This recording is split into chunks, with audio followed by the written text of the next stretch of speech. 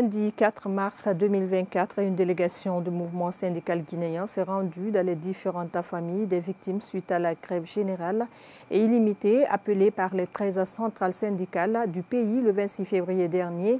Objectif, présenter les condoléances d'usage, puis apporter son soutien moral et matériel aux parents des jeunes tombés à leur fleur de l'âge. Notre reporter Bintakor Kadialo était sur leur pas. Suivez.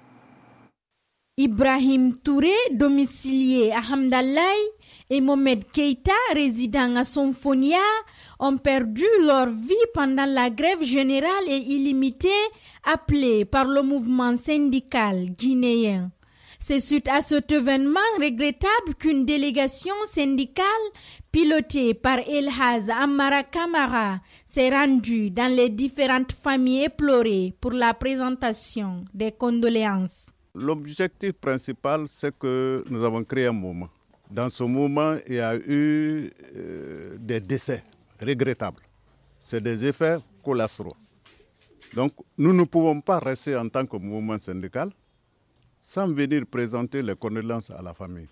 Nous allons poser le problème au mouvement syndical pour que la lumière soit faite sur cet assassinat-là, parce que c'est purement un assassinat.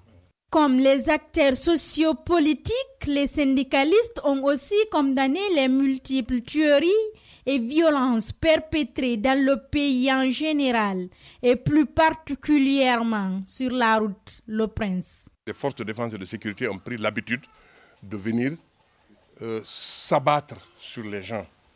C'est une répression, c'est une oppression inadmissible. Il y a des manifestations qui se font ailleurs, même une mouche ne meurt pas. Quand c'est ici ou sur la dorsale, les gens sont toujours armés, les gens sont toujours réprimés. Ce n'est pas bien, ça ne donne pas une bonne idée.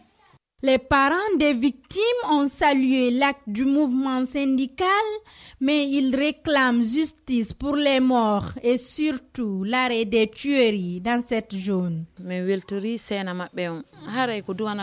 Nous sommes contents de leur visite jusqu'à dans nos familles. Nous les remercions vraiment.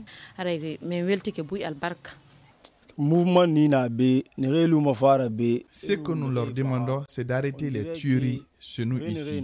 C'est ce que nous voulons. Reste à savoir si les autorités du pays prendront ce dossier à bras le corps pour faire la lumière, vu que les tueries sont devenues monnaie courante en Guinée sans que la justice ne bouge.